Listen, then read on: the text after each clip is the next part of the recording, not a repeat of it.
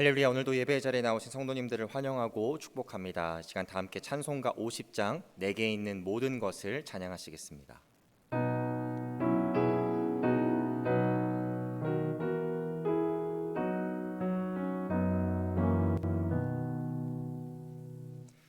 내게 있는 모든 것을 아낌없이 드리네. 사랑하고 의지하며 주만 따라 살리라. 주께 드리네. 주께 드리네. 사랑하는 구주 앞에 모두 드리네. 내게 있는 모든 것을 겸손하게 드리네. 세상 욕심 멀리하니 나를 받아주소서. 주께 드리네. 주께 드리네. 사랑하는 구주 앞에 모두 드리네. 내게 있는 모든 것을 주를 위해 드리네. 주의 성령 충만하게 내게 내려주소서. 주께 드리네. 주께 드리네.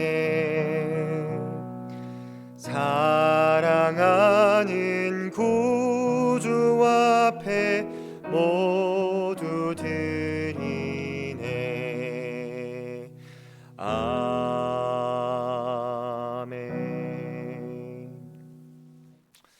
오늘 함께 살펴볼 하나님의 말씀은 고린도후서 3장 12절부터 18절까지의 말씀입니다. 고린도후서 3장 12절부터 18절까지의 말씀 한 절씩 교독하시고 또 마지막 절은 합독하시겠습니다. 우리가 이 같은 소망이 있으므로 담대히 말하노니 우리는 모세가 이스라엘 자손들에게 장차 없어질 것의 결국을 주목하지 못하게 하려고 수건을 그 얼굴에 쓴 것 같이 아니하노라. 그러나 그들의 마음이 완고하여 오늘까지도 구약을 읽을 때에 그 수건이 벗겨지지 아니하고 있으니 그 수건은 그리스도 안에서 없어질 것이라. 오늘까지 모세의 글을 읽을 때에 수건이 그 마음을 덮었도다. 그러나 언제든지 주께로 돌아가면 그 수건이 벗겨지리라. 주는 영이시니 주의 영이 계신 곳에는 자유가 있느니라. 함께 읽습니다. 우리가 다 수건을 벗은 얼굴로 거울을 보는 것 같이 주의 영광을 보매 그와 같은 형상으로 변화하여 영광에서 영광에 이르니 곧 주의 영으로 말미암음이니라. 이는 살아계신 하나님의 말씀입니다. 아멘. 잠깐 기도하시고 말씀 보겠습니다. 사랑의 하나님, 감사합니다. 날마다 우리에게 필요한 은혜들을 허락하여 주시고 우리의 삶에 세심하게 개입하시는 하나님의 섭리와 은혜에 감사드립니다. 특별히 이 아침 거룩하시고 위대하신 하나님 앞에 예배할 때에 또 기도할 때에 말씀 앞에 설 때에 온전히 하나님께만 집중할 수 있는 눈과 귀를 허락하여 주시고 말씀을 올바르게 깨달을 수 있도록 우리 안에 내주하시는 성령 하나님 우리를 친히 가르쳐 주시고 인도하여 주옵소서. 한 귀로 듣고 한 귀로 나가는 그런 말씀이 아닌 우리의 삶을 변화시키며 예수 그리스도의 형상을 닮아갈 수 있게 하는 귀한 능력의 말씀이 되게 하여 주옵소서. 감사드리며 예수님의 이름으로 기도합니다. 아멘.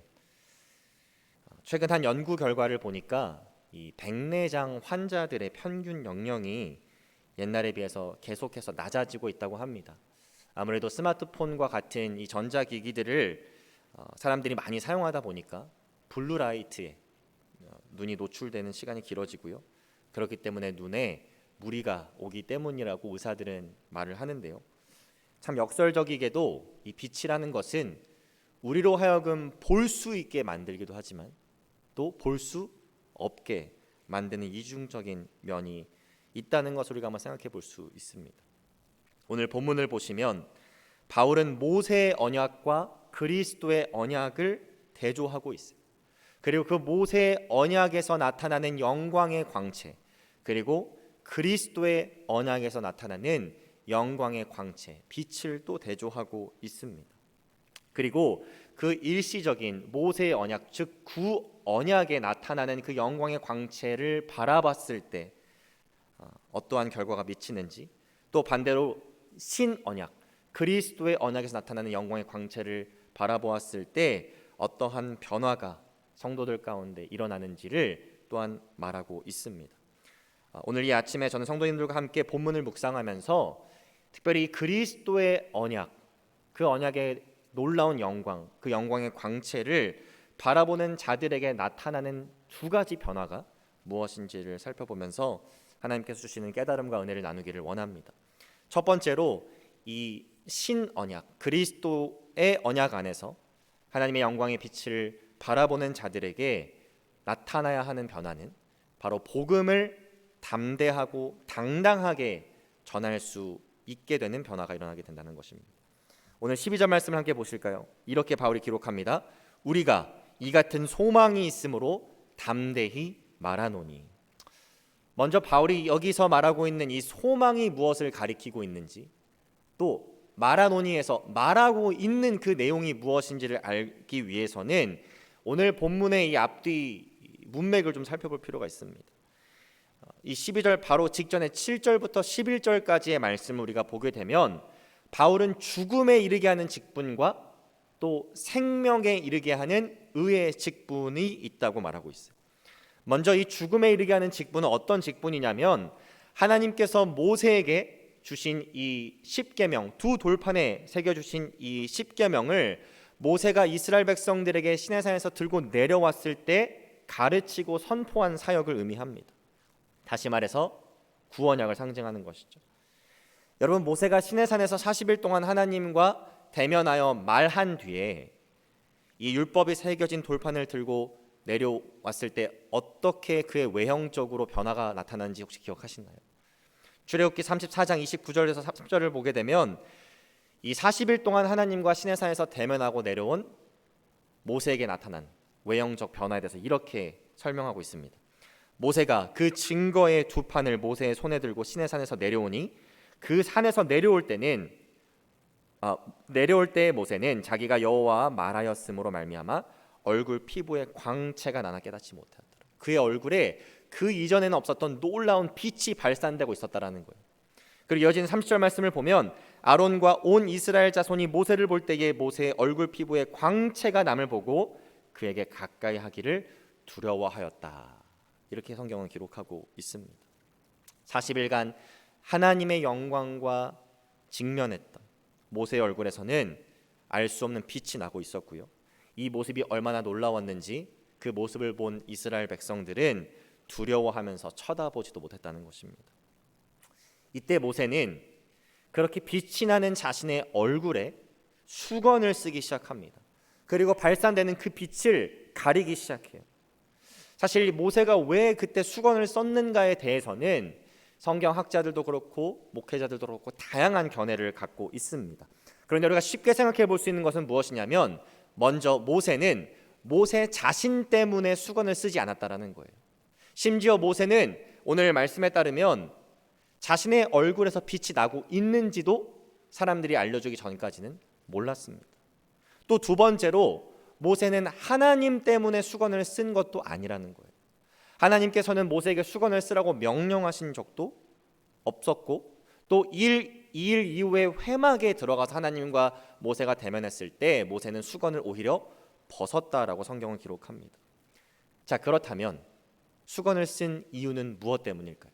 모세 자신 때문도 아니고 하나님 때문도 아니라면 결국 이스라엘 백성 때문에 모세는 수건을 쓴 것이죠. 모세가 이스라엘 백성들을 위해서 수건을 쓴 그 이유를 우리가 조금 더 깊이 있게 깨닫기 위해서는 바울이 오늘 본문에서 인용하고 있는 출애굽기 34장의 말씀의 문맥 또한 좀 우리가 살펴볼 필요가 있는데요. 먼저 출애굽기 32장으로 가보게 되면 이스라엘 백성들, 여러분 잘 알고 계신 내용인데, 금송아지를 만들어서 하나님께 우상 숭배하는 죄를 범하는 장면이 나옵니다. 그리고 나서 모세는 시내산에서 내려오게 되고 금송아지에게 절하고 우상 숭배하고 있는 이스라엘 백성들을 보고 분개해서 처음으로 받았던 그 두 돌판을 깨뜨려 버리게 되죠. 그리고 우상 숭배를 회개하지 않는 3,000명을 몰살하고, 또 34장으로 넘어오기 전에는 하나님의 진노를 거두어 달라고 중재하는 기도를 올려드리기도 합니다. 그리고 34장에 오게 되면 이제 하나님께서는 두 번째 돌판을 허락하시면서 이스라엘과 언약을 다시 맺으시는데요. 그 가운데 모세는 하나님께 좀 특이한 간구를 올려드려요. 그 내용이 출애굽기 33장 18절에 이렇게 나옵니다. 모세가 이르되 원하건대 주의 영광을 내게 보이소서. 하나님의 영광을 내가 보고 싶습니다라고 말씀하고 있는 거예요. 여러분, 모세는 이전에 하나님의 영광을 본 적이 많이 있습니다. 시내산에서도 이미 경험했고, 또 구름 기둥과 불 기둥 가운데 경험했고, 홍해가 갈라질 때도 하나님의 놀라운 영광을 보고 경험한 적이 있어요. 그런데 왜 지금 출애굽기 33장에서 하나님의 영광을 다시 보여달라고 간구하고 있는 것일까요? 이스라엘 백성들은 끊임없이 그들의 패턴을 통하여서 하나님께서 그들을 인도하시고 보호하시고 지키시고 치셨음에도 불구하고 회개하지 않는 모습을 보여줬습니다. 그런 가운데 금송아지에게 우상 숭배하는 심각한 죄까지 범했던 것이죠. 그러한 이스라엘 백성들의 모습을 보면서 모세는 정말 하나님께서 우리 이스라엘과 함께 하시는지에 대해서 알고 싶었던 것 같아요. 지금까지 우리에게 영광을 나타내신 것처럼 지금도 하나님 우리에게 영광을 보여주십시오라고 간구하고 있는 것입니다. 하나님께서 이러한 모세의 간구에 이렇게 응답하십니다. 33장 19절에서 20절 말씀인데요. 여호와께서 이르시되 내가 내 모든 선한 것을 내 앞으로 지나가게 하고 여호와 이름을 내 앞에 선포하리라. 나는 은혜 베풀 자에게 은혜를 베풀고 긍휼히 여길 자에게 긍휼을 베푸느니라. 또 이르시되 내가 내 얼굴을 보지 못하리니 나를 보고 살 자가 없음이니라. 하나님께서 이스라엘과 함께 하시지만 이 구원의 문제는 하나님께 전적으로 달려있는 하나님의 섭리의 문제이고, 진짜 하나님의 영광을 제대로 볼 수 있는 자는 모세를 포함해서 이스라엘에 아무도 없다고 지금 말씀하고 계신 거예요. 출애굽기를 쭉 읽으시다 보면 하나님과 모세가 이스라엘을 지칭하는 데 있어서 반복적으로 사용하는 형용사가 하나가 있습니다. 그것은 뭐냐면 바로 목이 곧은, 목이 뻣뻣한, stiff-necked라는 그런 형용사를 쓰고 있어요. 출애굽기 33장 5절을 보게 되면 하나님께서 이스라엘 백성들을 가리키실 때 목이 뻣뻣한 백성, 또 34장 9절 말씀을 보면 모세가 이스라엘 백성들을 가리킬 때 목이 뻣뻣한 백성이라고 표현합니다. 아무리 하나님께서 인도하시고 하나님의 영광을 나타내셔도, 아무리 그들을 치셔도 절대로 회개하지 않는, 돌이키지 않는 고집스러운 이스라엘 백성들의 영적 상태를 가리키는, 지칭하는 말인 것이죠. 여러분, 흥미롭게도 성경은 모세가 하나님의 말씀을 대면하여 받은 직후에 그 말씀을 이스라엘 백성들에게 전했을 때 그때 수건을 벗었고, 그것을 읽고 가르친 직후에는 다시 수건을 바로 썼다라고 기록하고 있어요. 마치 어쩔 수 없이 내가 전하는 이 말씀이 하나님의 말씀을 나타낼 수밖에 없기 때문에 잠깐 벗고 그것이 그 사역이 끝나면 바로 수건을 썼다라는 것. 여러분, 그 이유가 무엇일까요? 오늘 보면 13절부터 15절 말씀을 한번 읽어보도록 하겠습니다. 우리는 모세가 이스라엘 자손들에게 장차 없어질 것에 결국을 주목하지 못하게 하려고 수건을 그 얼굴에 쓴 것 같이 아니하노라. 그러나 그들의 마음이 완고하여, 목이 뻣뻣하다는 말이 기억나시죠? 오늘까지도 구약을 읽을 때에 그 수건이 벗겨지지 아니하고 있으니 그 수건은 그리스도 안에서 없어질 것이라 오늘까지 모세의 글을 읽을 때에 수건이 그 마음을 덮었도다. 지금 우리가 읽은 13절 말씀에 장차 없어질 것은 구원약을 가리킵니다. 율법을 가리키는 것이죠. 그리고 그 언약의 없어질 것의 결국은 무엇일까? 결과는 무엇일까요? 바로 정죄와 심판입니다. 자, 여러분들에게 몇 가지 질문을 좀 드려볼게요. 해당되시는 분들은 솔직하게 손을 좀 들어주시면 좋겠습니다. 나는 지금까지 삶을 살아오면서 단 한 번도 우상 숭배한 적이 없다. 한번 손 들어보시겠어요? 난 지금까지 살아오면서 단 한 번도 부모님의 속을 썩여본 적이 없다. 나는 살아오면서 단 한 번도 거짓말 해본 적이 없다. 아마 손 드시는 분들이 계시면 큰일 나는 일입니다. 제가 여러분들에게 지금 10계명, 그 모세가 들고 왔던 돌판에 새겨진 것들 중에 3가지만 여러분들에게 말씀드렸는데 이 3가지 중에 하나라도 지키신 분 안 계실 거예요. 나머지는 어떨까요? 다 우리가 지킬 수 없는 것들입니다. 다시 말해서 10계명은 한 명도 구원할 수 없다라는 거예요. 그 10계명의 역할은 정죄와 심판이라는 겁니다. 여러분, 끊임없이 회개하지 않는, 완고한, 목이 뻣뻣한, 목이 고다 있는 이 이스라엘 백성들에게 모세가 하나님께로부터 받은 그 돌판의 명령, 10계명, 다시 말해서 정죄와 심판의 결과만 낳게 되는 이 말씀을 전해야 했을 때 얼마나 두렵고 헤지턴트, 망설여졌을까요? 그 누구도 구원할 수 없는 이 구원약의 메시지를 전하면서 모세는 그 누구보다 번뇌했을지도 모릅니다.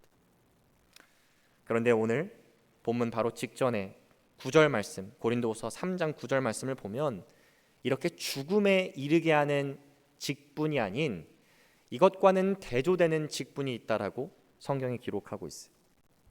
정죄의 직분도 영광이 있은즉 의의 직분은 영광이 더욱 넘치리라. 모세가 전한 율법은 정죄의 직분이었다면 바울과 같은 사도들이 전한 그 복음을 전한 사역은 바로 의의 직분이라고 하는 것입니다. 이 새 언약의 메시지는 정죄와 심판의 메시지가 아니에요. 오늘 보면 16절을 보시면 언제든지 주께로 돌아가면 그 수건이 벗겨진다라고 기록하고 있어요. 바울이 모세와 달리 지금 이 복음의 메시지를 하나님의 놀라운 영광을 사모하면서 당당하게 선포할 수 있었던 이유는 그 메시지가 정죄와 심판의 결과를 낳는 것이 아니라 그 메시지를 듣고 받아들이는 자들에게 생명과 구원의 메시지가 되기 때문입니다. 모세의 메시지가 그 모세의 얼굴에 반사된 하나님의 영광을 두려워하게 만들었다면 복음의 메시지는 그 소식을 듣고 믿은 자들에게 하나님의 영광을 두려워하게 만드는 것이 아니라 오히려 그 영광을 구하고 즐거워하게 만들기 때문이에요. 그러니까 사도 바울은 로마서 5장 말씀에서 이렇게 놀라운 고백을 합니다. 1절과 2절 말씀인데요. 그러므로 우리가 믿음으로 의롭다 하심을 받았으니 우리 주 예수 그리스도로 말미암아 하나님과 화평을 누리자. 또한 그로 말미암아 우리가 믿음으로 서 있는 이 은혜에 들어감을 얻었으며 하나님의 영광을 바라고 즐거워하느니라. 우리 사랑하는 한우리교회 모든 성도님들이 이 복음의 메시지가 모세가 전했던 죽음에 이르게 하는 그 메시지, 정죄와 심판의 메시지가 아니라 바로 생명의 메시지, 구원의 메시지이심을 기억하시기를 주님의 이름으로 축복합니다. 그리고 그것을 기억하면서 더욱더 담대하게 당당하게 이 복음의 메시지를 전하실 수 있기를, 바울과 사도들이 그랬듯이 목숨 걸고 이 메시지를 전하실 수 있는 은혜를 누리시기를 주님 이름으로 축복합니다. 그랬을 때 우리는 죽음의 직분을 감당하는 자들이 아니라 생명과 구원, 의의 직분을 감당하는 자들이 되는 것입니다. 두 번째로 하나님의 영광을 바라보는 자들은 그 하나님의 영광의 형상을 닮아가는 삶을 살게 되는데요. 오늘 보면 17절 말씀입니다. 주는 영이시니 주의 영이 계신 곳에는 자유가 있느니라. 여러분 본문 16절에서 17절 한번 쭉 연결해서 읽어보시면 뭔가 뜬금없다라는 생각이 들지 않으신가요? 16절에서는 주님께로 돌아온다면 그 수건이 벗겨진다라고 기록하고 있고, 갑자기 뭔가 연결되지 않는 듯한 주님께서는 영이시니 주님의 영이 계신 곳에는 자유가 있다라는 그런 고백을 바울이 하고 있어요. 뭔가 연결이 잘 안 되는 것 같은 느낌이 듭니다. 그런데 바울이 지금 생각하면서 이 본문을 쓰고 있는 출애굽기 34장으로 돌아가 보게 되면 바울이 왜 17절에서 주님께서 영이시며 주님의 영이 계신 곳에는 자유가 있다라고 고백하고 있는지 너무나 분명하게 이해돼요. 출애굽기 34장 34절 말씀에 이렇게 기록되어 있습니다. 그러나 모세가 여호와 앞에 들어가서 함께 말할 때에는 나오기까지 수건을 벗고 있다가 나와서는 그 명령하신 일을 이스라엘 자손에게 전했다. 이렇게 기록하고 있습니다. 여기서 여호와 앞에 들어가서 말했다 기록하고 있는데 이 장소는 어디를 가리키고 있는 것일까요? 바로 텐트 오브 미팅, 회막을 가리킵니다. 구언약에서는 특정한 장소, 예를 들면 회막이라든지 지성소라든지 성전이라든지 이런 특정한 장소에 하나님의 임재가 거하실 거라고 하나님께서는 약속하시고 그곳에서 하나님의 백성들이 하나님을 경험하는 경우가 많았죠. 그런데 그리스도의 언약, 새 언약에서는 성도들이 하나님의 임재를 어떻게 경험하게 되는? 예수 그리스도를 믿는 모든 자들은 바로 성령 하나님께서 내주하시는 은혜를 경험하게 됩니다. 그래서 특정한 장소가 아니라 어디에 뒀든지 장소에 구애받지 않고 우리는 하나님의 임재를 경험할 수 있게 되는 것이죠. 우리가 자주 부르는 찬양들 중에 가사를 좀 보게 되면 성령님의 그 임하심, 성령님의 강림을 간구하는 의미로 담겨져 있는 가사를 찬양하는 경우가 있는데요. 그러한 찬양들이 너무나 흔하기 때문에 여러분 아마 조금 몇 가지만 생각해 보시면 그런 찬양들을 발견하실 수 있을 겁니다.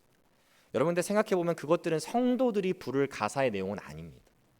왜냐하면 이미 성령님께서는 믿는 자들에게 내주하고 계시고 그렇기 때문에 임하실 필요도 없고 강림하실 필요도 없기 때문이죠. 여러분 학창 시절에 공부하실 때 여러분 열심히 공부할 때 부모님이 와가지고 너 공부 좀 해라 하면은 여러분 마음이 어떠세요? 공부도 안 하고 싶으시잖아요. 답답하시잖아요. 이미 내주하신 성령 하나님께 자꾸 임하십시오, 강림하여 주십시오 말하는 것은 맞지 않는다라는 것입니다. 우리 성도들이 구해야 될 것은 무엇이냐면 성령님의 임재와 강림이 아니라 성령 하나님으로 인한 충만함을 우리는 간구해야 되는 것이죠. 구언약 가운데 모세는 특정한 장소에서만 일시적으로 수건을 벗은 채 하나님을 경험했어요. 그런데 이제 그리스도를 믿는 모든 자들은 그 수건을 쓸 필요 없이 그 수건으로 얼굴을 덮을 필요 없이 하나님의 영광을 직접 바라볼 수 있게 되었고 심지어 어디에서나 장소에 국한받지 않고 하나님의 임재를 경험할 수 있게 된 것입니다. 10절로 다시 돌아보게 되면 이렇게 성령 하나님께서 내주하시는 참된 성도들에게는 자유함이 있다라고 성경은 말하고 있어요. 여기서 말하는 자유함은 더 이상 율법을 지키지 않아도 되는 자유함으로 해석해도 큰 문제가 없지만 문맥적으로 보게 되면 더 이상 수건을 쓰지 않아도 되는 자유함을 말하고 있습니다. 만약 이 수건이 이스라엘 백성들의 뻣뻣한 곧은 목을 가리키는 것이라면, 즉 하나님의 뜻을 따르지 않고 계속해서 범죄하고 회개하지 않으며 자신들의 영적인 고집을 따르는 것을 의미한다면 여기서 말하는 그 자유함은 이제는 영적인 고집을 부리는 것이 아니라 하나님의 뜻에 따라 하나님께 순종하며 살아가는 그 삶 가운데 누리는 자유함을 말하고 있는 것입니다. 여러분 이것이 주님의 영광을 온전히 목격한 자들, 수건이 벗겨져서 그 영광을 대면한 자들의 마땅한 모습입니다. 본문 18절 말씀인데요. 우리가 다 수건을 벗은 얼굴로 거울을 보는 것 같이 주의 영광을 보매 그와 같은 형상으로 변화하여 영광에서 영광에 이르니 곧 주의 영으로 말미암음이다. 이전에 우리가 거울을 보았을 때는 목이 곧고 목이 뻣뻣한 죄악으로 가득 찬 모습이었다면 하나님의 영광을 마주했을 때는 그 영광이 우리 얼굴에 반사되어서 하나님의 영광을 보게 되고 또 그렇게 하나님의 영광의 형상을 하루하루 닮아가는 삶을 살게 된다는 겁니다. 여기서 말하는 형상으로 변화했다라는 동사는 현재 진행형 시제를 따르고 있어요. 무슨 말이냐면 그리스도를 믿는 믿음을 우리가 소유했을 때 성령 하나님께서 우리에게 내주하시면서 우리는 매일매일 그리스도의 형상을 닮아간다는 겁니다. 여러분 예수님을 믿은 그 이후서부터 다시 말해서 하나님의 영광을 두려워하지 않고 바라고 즐거워한 그 시점부터 여러분은 어떻게 주님을 닮아가고 계십니까? 구언약의 시대처럼 모세의 율법을 전해 들은 이스라엘 백성들처럼 아직도 목이 뻣뻣한 상태로 나의 영적인 고집을 내려놓지 못하고 끊임없이 죄악으로 나아가는 그런 모습, 하나님의 형상을 닮아가기를 거부하는 모습이 나의 삶 가운데 있다면 우리는 어찌 보면 하나님의 영광을 온전히 바라보지 못한 것일 수도 있어요. 우리 사랑하는 하늘의교회 모든 성도님들께서 오늘 이 말씀을 기억하시면서 생명과 구원의 메시지를 전하는 그 의의 직분을 감당하시기를, 당당함으로 담대함으로 그 복음을 전하시는 삶을 살아가시기를 주님의 이름으로 축복합니다. 그리고 하나님의 영광을 이제 두려워하는 것이 아니라 그 영광을 담대하게 바라보시면서 성령 하나님의 도우심 가운데 그 주님의 형상을 닮아가시는 복된 삶 사시기를 주님의 이름으로 축복합니다. 기도하겠습니다. 사랑의 하나님, 감사합니다. 그리스도를 통하여서 우리가 써야만 했던 그 수건이 벗어지게 하시고 하나님의 놀라운 사랑과 자비를 통하여 이제 하나님을 대면할 수 있고 그 영광을 직접 바라볼 수 있는 은혜를 허락하신 것 주님 감사합니다. 우리가 쓰고 있던 그 수건이 그리스도를 통해 벗겨진 것처럼 우리 또한 그 놀라운 복음의 메시지, 구원의 메시지를 아직 그 수건을 쓰고 있는 자들에게 담대하게 당당하게 전할 수 있는 은혜를 우리에게 허락하여 주옵소서. 또한 하나님의 영광을 날마다 바라보며 그 영광에 나타난 하나님의 형상, 그 아름다운 형상을 성령 하나님의 도우심 가운데, 인도하심 가운데 날마다 닮아갈 수 있는 은혜 또한 우리에게 허락하여 주옵소서. 감사드리며 예수 그리스도의 이름으로 기도합니다.